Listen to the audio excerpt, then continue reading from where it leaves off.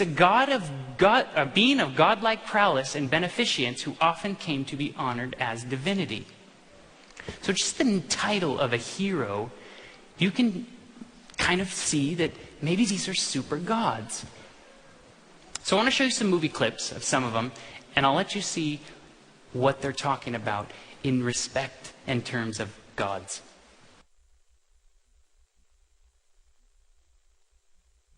Victor, you always thought you were a god. Lex, you're not a god. Gods are selfish beings who fly around in little red capes and don't share their power with mankind.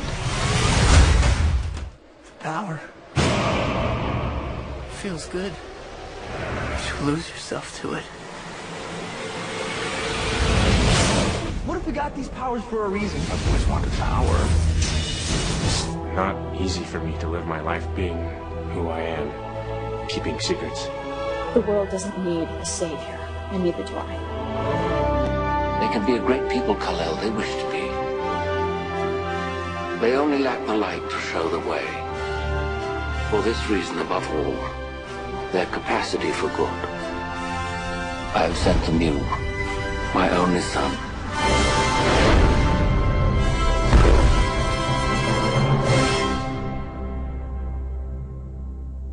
There's a lot of biblical parallels that comic stories tend to follow. They're dealing with this godlike subject. Why? What does that mean to us? In the crowning act of the great drama of deception, Satan himself will personate Christ.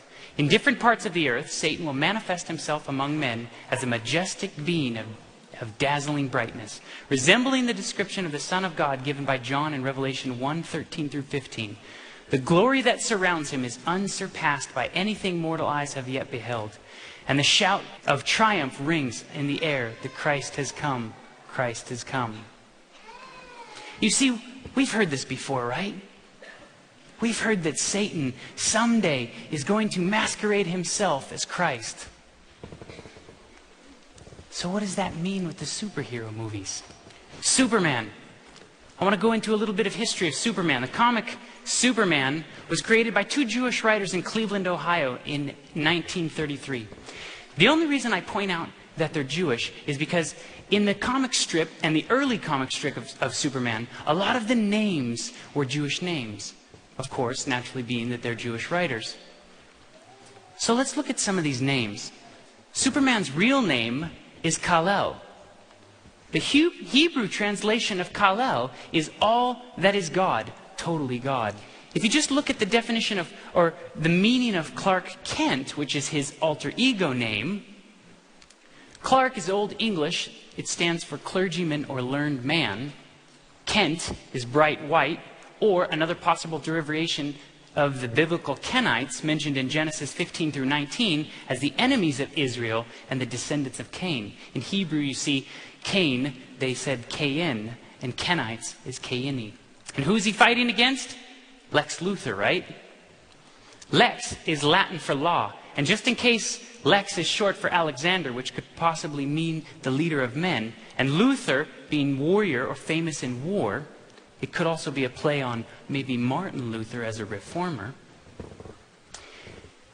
Could we just maybe, and this is just food for thought, not saying it exactly is, Superman, a guy that's God, who's sort of the clergyman fighting against the law.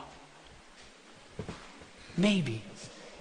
This is his comic book titled The Beast from Krypton, where Superman is possessed and he's tired of serving the human race, so he possesses Wonder Woman and Batman and Superwoman and Green Lantern, and then he stamps their forehead with his Superman symbol to go out and destroy all of the human race.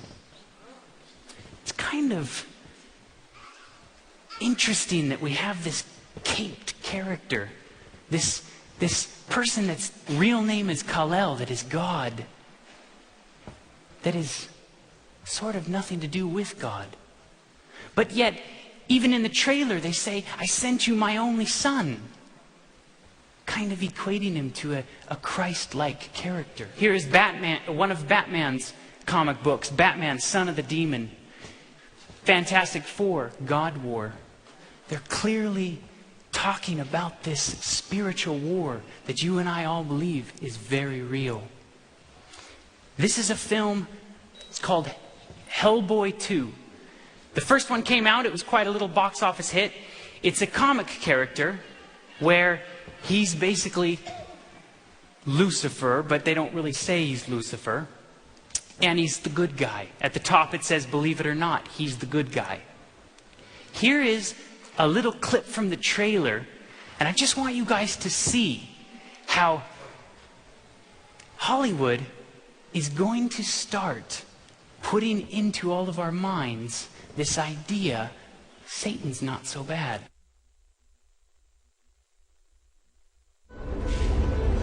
Maybe it's the cold wind that chills you to the bone, or the strange rumblings beneath the city streets. It's the unnerving sense that there's a world around us we cannot see. It's not your imagination. This world is very real, and it's very, very angry. Now, humanity's only hope, officially, we do not exist, is our government's best kept secret. Never looked so bad.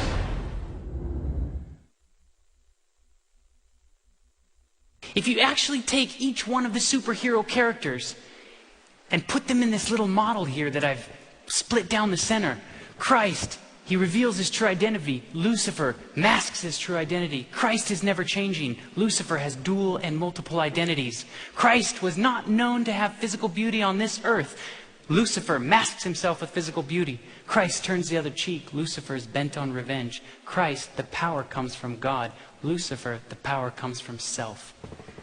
Which side of this spectrum do you think each one of the superheroes starts to fall on? They're masked characters. The power usually comes from within them. X-Men. I want to talk about this one a little bit because you'll start to see that in all of these movies that are so fake and so fictitious, they're still talking about the story of the great controversy. Since the dawn of existence, there have always been moments when the course of history shifted.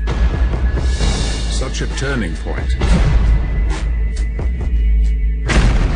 is upon us now.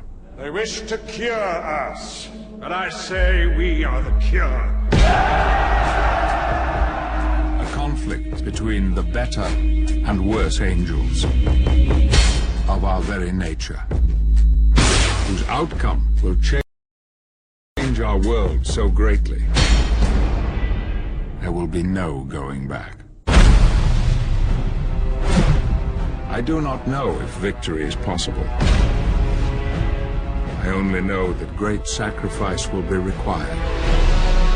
And because the fate of many will depend on a few, we must make a last stand. We do believe in a conflict between the better and the worse angels. That's the whole reason we're here. But actually between Lucifer and God. And did you notice what he said? I don't know if victory is possible. Who doesn't know if victory is possible? What does this tell us right here? That victory is very, very possible. Does anybody know whose voice was speaking on this? The character's name?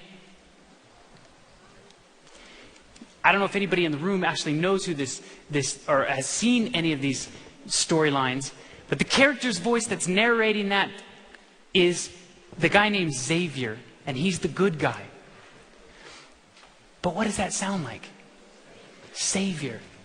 And he doesn't know if victory is possible?